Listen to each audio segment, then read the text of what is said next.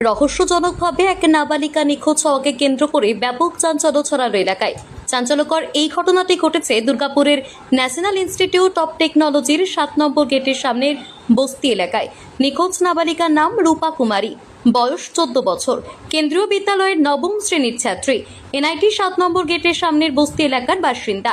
সূত্র মারফত খবর, এনআইটি 7 নম্বর গেটের সামনের বস্তি এলাকায় 18 বছর ধরে পরিবার নিয়ে বসবাস করেন নিখোঁজ নাবালিকার বাবা সিকান্দার পাসওয়ান।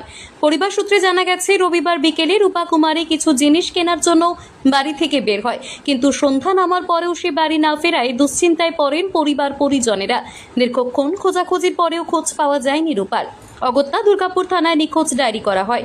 রূপার মা জানান, দুপুরে খাওয়া দাওয়া করে চুপচাপ পড়ছিল রূপা। এরপর বিকেলে কিছু জিনিস কেনার জন্য বের হয়। এরপর সন্ধ্যা গড়িয়ে গেলেও ঘরে ফিরে না আসায় তার খোঁজাখুঁজি শুরু হয়, কিন্তু কোনো খোঁজ পাওয়া যায়নি তার। তিনি আশঙ্কা প্রকাশ করেছেন কেউ তার মেয়েকে তুলে নিয়ে গেছে। স্থানীয় বাসিন্দা মনি রায় বলেন, রূপা খুব ভালো মেয়ে, কোনো ছেলের সঙ্গে সম্পর্ক ছিল না, কোনো দিন কোনো ছেলের সঙ্গে কথা বলতেও দেখেননি। পাড়ার বাচ্চাদের সঙ্গে খেলতো, বড়দের সঙ্গে মিশতো না, সবসময় পড়াশোনা নিয়েই থাকতো। নম্র, ভদ্র, শান্ত মেয়ে ছিল। রবিবার বিকেলে বাড়ি থেকে বেরিয়েছিল, তারপর থেকে আর কোনো খোঁজ পাওয়া যাচ্ছে না। পুলিশকে জানানো হয়েছে, পুলিশ তদন্ত করে দেখছে। দুর্গাপুর থেকে বিধানচন্দ্র গাঙ্গুলির report, crime press, Bengal news.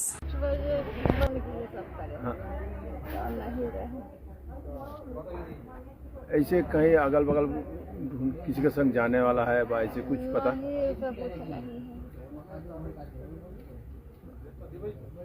कोई संदेह नहीं किया, खाना वाना खाया, उधर थोड़ा चल गए,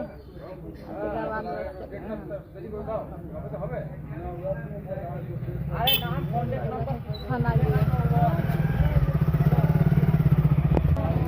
कितना साल से यहाँ रहते हैं आप लोग?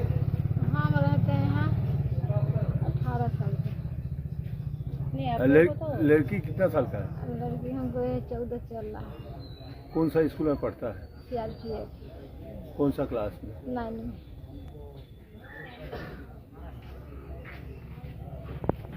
लग रहा है तो उठाइए के लेके गया है, इसे तो नहीं जाने वाला लड़की रहे। उसका पापा क्या करता है? पापा NIT कॉलेज में शूटिंग के काम।